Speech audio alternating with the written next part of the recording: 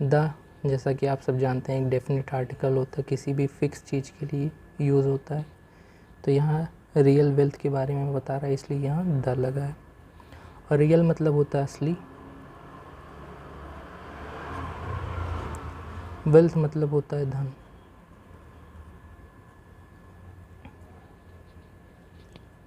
One day, one मतलब होता है एक, डे मतलब होता है दिन, आ मतलब एक, रिच मतलब अमीर, मैन आदमी, डिसाइडेड मतलब निश्चय किया,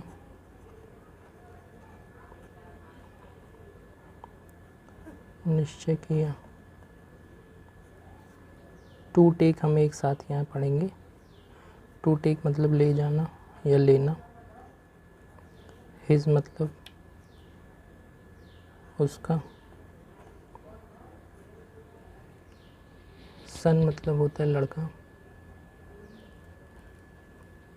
यहाँ देखिए यस ओ एन है, इसका मतलब होता है लड़का। अगर यहीं एस यू एन होता तो उसका मतलब होता है सन। ऑन मतलब पे, आ मतलब बता चुके हैं एक, ट्रिप मतलब यात्रा, टू मतलब तक या से कह सकते हैं। द फिर से डेफिनेट आर्टिकल, कंट्री मतलब होता है देश। तो one day a rich man decided to take his son on a trip to the country. इसका मतलब ये है कि एक दिन एक अमीर आदमी निश्चय करता है कि वह अपने बच्चे को एक यात्रा पर ले जाएगा, पूरे देश की यात्रा कराएगा। द फिर से डेफिनेट आर्टिकल, किसके लिए यूज़ हुआ है? वेल्दी मैन के लिए, अमीर आदमी के लिए। वेल्दी मतलब होता है अमीर, मैन मतलब आदमी, वांटेड मतलब चाहा या चाहना, टू सो, टू सो फिर से हम एक साथ लेंगे, दिखाना। हेज मतलब बता चुके हैं उसका, सन लड़का, हाउ मतलब कैसे, the poor definite article, poor के लिए, पुअर मतलब होता है गरीब, पीपल आदमी। ये हम आपको बता दें कि पीपल यही सेम सिंगुलर में भी यूज़ होता है और यही सेम प्लूरल में भी यूज़ होता है। अगर आप सोच रहे हैं कि ई के बाद एस लगा दें तो वो गलत हो जाएगा। लिव मतलब रहना, सो मतलब इसलिए, ही मतलब होता है वह, कुड मतलब होता है सकना, बी मतलब होता है होना,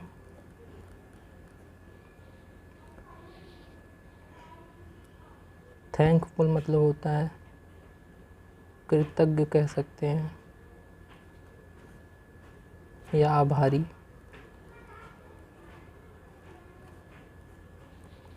फॉर मतलब के लिए, हिज मतलब उसका, वेल्थ मतलब होता है धन। The wealthy man wanted to show his son how the poor people live so he could be thankful for his wealth. इसका मतलब ये है कि जो अमीर आदमी था वो चाहता था कि अपने बच्चे को वो दिखाए कि गरीब आदमी कैसे रहते हैं, जिससे वह समझ सके कि वह कितना अमीर है और उसके लिए वो आभारी रहे। दे मतलब वे होता है, और यहाँ देखिए दे दो लोगों के लिए या दो से ज़्यादा लोगों के लिए यूज़ होता है। तो यहाँ दे जो हुआ है वो उसके पिता और उस बच्चे के लिए यूज़ हुआ है। स्पेंड मतलब होता है बिताना, ये स्पेंड का पास फॉर्म है।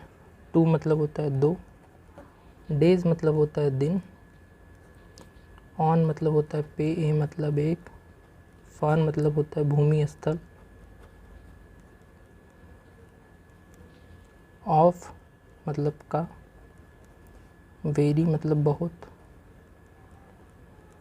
पुअर मतलब गरीब, फैमिली मतलब परिवार। They spend 2 days on a farm of a very poor family. तो वे दोनों एक गरीब परिवार के भूमि स्थल मतलब जहाँ खेती होती है वहाँ ये लोग 2 दिन बिताते हैं। ऑन मतलब पे। देयर मतलब उनका, यहाँ देखिए THEIR है, इसका मतलब होता है उनका। अगर यहीं THERE होता तो उसका मतलब होता है वहाँ। वे मतलब होता है रास्ता। होम मतलब घर। ऑन देयर वे होम मतलब जब वो घर की तरफ जा रहे थे। द फिर से डेफिनेट आर्टिकल जो रिच मैन के लिए यूज़ हुआ है। रिच मतलब अमीर। मैन मतलब आदमी। आस्क्ड मतलब पूछा। हिज मतलब उसका। सन मतलब लड़का। तो जब वो घर को लौट रहे थे the rich man asked his son, rich man अमीर आदमी अपने बच्चे से पूछता है how was our trip. How मतलब कैसा। वॉज मतलब था। आवर मतलब अपना। ट्रिप मतलब यात्रा। With this poor family. With मतलब साथ। दिस मतलब यह। पुअर मतलब होता है गरीब।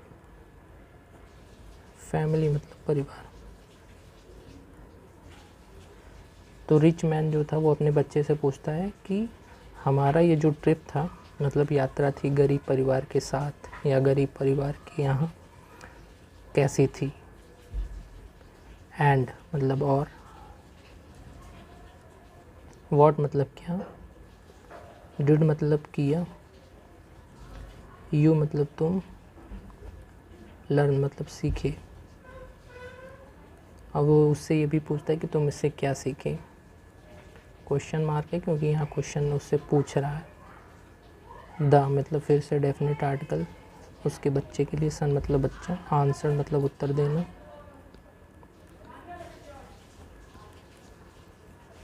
देखिए अब जो उसका बच्चा उत्तर दिया है वो हम डायरेक्ट कॉमा लगा के फिर से इन्वर्टेड कॉमा में उसका स्टेटमेंट पूरा लिख देते हैं और इसी को हम डायरेक्ट स्पीच इंग्लिश में कहते हैं। तो अब देखिए वो डायरेक्ट वो क्या बोला वो हम डायरेक्ट उसी के शब्द में सेम वही लिखते हैं। आई मतलब हम, मैं। सॉ मतलब देखा। सॉ देखिए सी का पास्ट फॉर्म है दैट। दैट रीज़न बताने के लिए होता है कि क्या देखा, इसलिए यहाँ दैट यूज़ हुआ है। वैसे दैट का मतलब होता है वाह। वी दैट वी हैव मतलब है।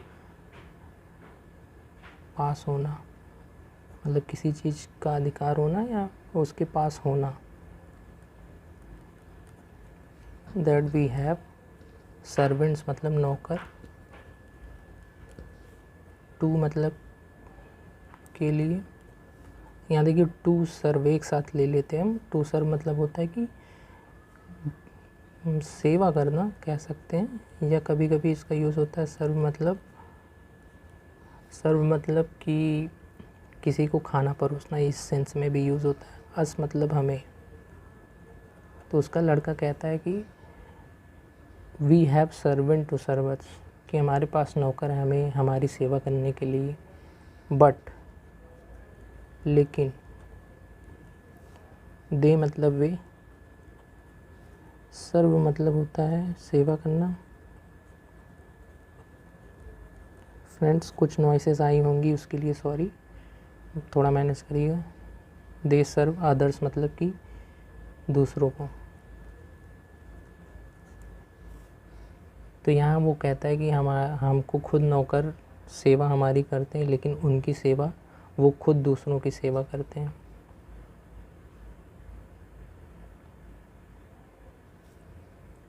वी हैव वन डॉग मतलब हम। वी मतलब हम। हैव मतलब कि होना, किसी चीज़ का होना, जैसे अधिकार होना किसी चीज़ पे या आपके पास कोई चीज़ हो तो वहाँ हैव यूज़ होता है। We have one dog. One मतलब एक, डॉग मतलब होता है कुत्ता। एंड और दे हैव, दे मतलब वे, हैव फिर से अधिकार बताने के लिए, 4 मतलब 4। वो बोलता है कि हमारे पास एक कुत्ता है लेकिन वो उनके पास 4 कुत्ते हैं। यहाँ बताने का सेंस ये है कि हम एक कुत्ते का देखभाल करते हैं, खिलाते पिलाते हैं, लेकिन उनके पास ऐसे 4 कुत्ते हैं। वी मतलब फिर से हम, इम्पोर्ट, हैव मतलब फिर से होना, अधिकार बता रहा है। इम्पोर्टेड, इम्पोर्टेड मतलब एक तरीके से होता है जैसे एक्सपोर्ट का अपोजिट, लेकिन यहाँ जो सेंस निकल रहा है वो इम्पोर्टेड लैंड टेंस, मतलब कि कोई भी चीज़ फिक्स्ड होना एक जगह पे। तो हम आपको कंफ्यूज ना हो लिख देते हैं आयातित सामग्री, या फिर हम कह सकते हैं फिक्स्ड, कोई चीज़ एकदम फिक्स्ड होना एक जगह पे। फिक्स्ड लैंटर्न्स मतलब होता है, लैंटर्न्स को लैंटर्न्स ही कहते हैं, जो रोशनी के लिए गांव में यूज़ होता था हमारे पुराने समय में। इन मतलब में, आवर मतलब हमारे, गार्डन मतलब बगीचा। तो वो कहता है कि हमारे बगीचों में फिक्स्ड लैंटर्न्स हैं, एंड और, दे मतलब वे, हैव फिर से अधिकार बता रहा है या होता है, उनके पास है, स्टार्स एट नाइट, एट मतलब में, नाइट मतलब होता है रात, स्टार्स मतलब होते हैं तारे। तो यहाँ वो लड़का कहता है कि वी हैव इम्पोर्टेड लैंटर्न्स, मतलब उनके बगीचे में फिक्स लैंटर्न्स हैं जो रोशनी देती हैं भरपूर, बट उनके पास केवल तारे हैं जो रात में रोशनी देते हैं। वी मतलब हैव, वी हम, हैव फिर से अधिकार बता रहा है, आर हमारा, हमारे, फूड्स मतलब खाना,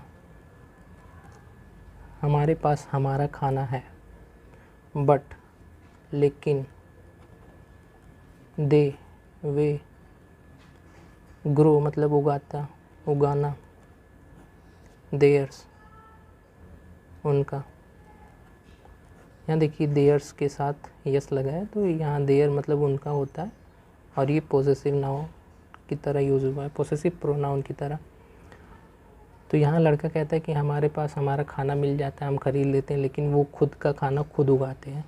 वी मतलब फिर से हैव सॉरी हम, हैव अधिकार बता रहा है किस चीज़ में, बिग पूल मतलब कि बड़ा, पूल मतलब होता है तालाब कह सकते हैं या कुंड कह सकते हैं, तालाब या कुंड जो हमारे बड़े घरों में यूज़ होता है उसको हिंदी में कुंडी कहेंगे, लेकिन हम स्विमिंग पूल समझते हैं, सेम वही चीज़ है। इन मतलब में, आवर मतलब हमारा, आर इसको हम कहते हैं गार्डन मतलब बगीचा।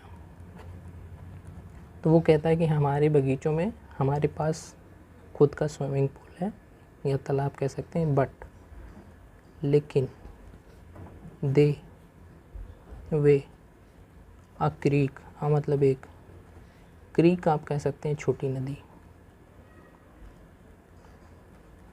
बट उनके पास एक छोटी नदी है, दैट मतलब कि, दैट किसके लिए, यहाँ नदी के लिए यूज़ हुआ है, और उसका कारण बता रहा है, दैट हैज़, हैज़ मतलब होना, नो मतलब कोई, एंड मतलब अंत। तो उसका कहने का ये मतलब है कि वो छोटी नदी जिसका कोई अंत नहीं है। वी हम, हैव फिर से अधिकार बता रहा है आपके पास कोई चीज़ है, लार्ज वॉल्स, लार्ज मतलब बड़े, वॉल्स मतलब दीवार, टू प्रोटेक्ट एक साथ लेते हैं बचाने के लिए,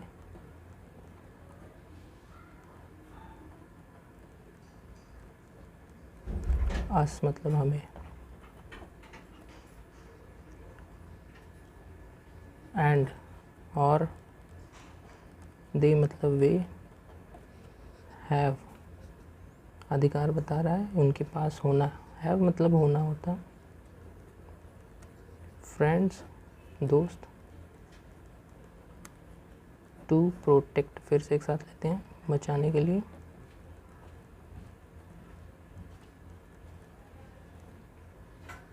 दे मतलब उनको। तो यहाँ वो कहता है कि we have large walls to protect us.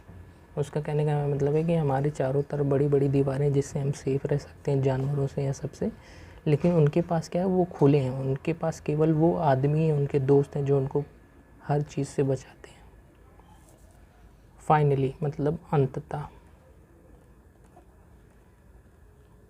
The son fix preposition, fix article, son मतलब लड़का, एडन मतलब जोड़ना। तो अंततः लड़का ये कहता है या जोड़ के कहता है। अब देखिए फिर से कॉमा, और ये डबल इन्वर्टेड कॉमा में तभी हम यूज़ कर सकते हैं जब कोई आदमी किसी बात को कहा और हम डायरेक्ट उसे के कहे हुए चीज़ को एज इट इज़ लिख देते हैं। थैंक्स डैड, थैंक्स मतलब धन्यवाद, डैड मतलब पिता, फॉर के लिए,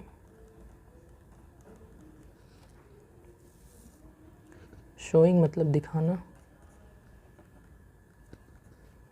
मी मतलब मुझे, how poor we are, how मतलब कैसे, पुअर मतलब गरीब, वी मतलब हम, आर मतलब है।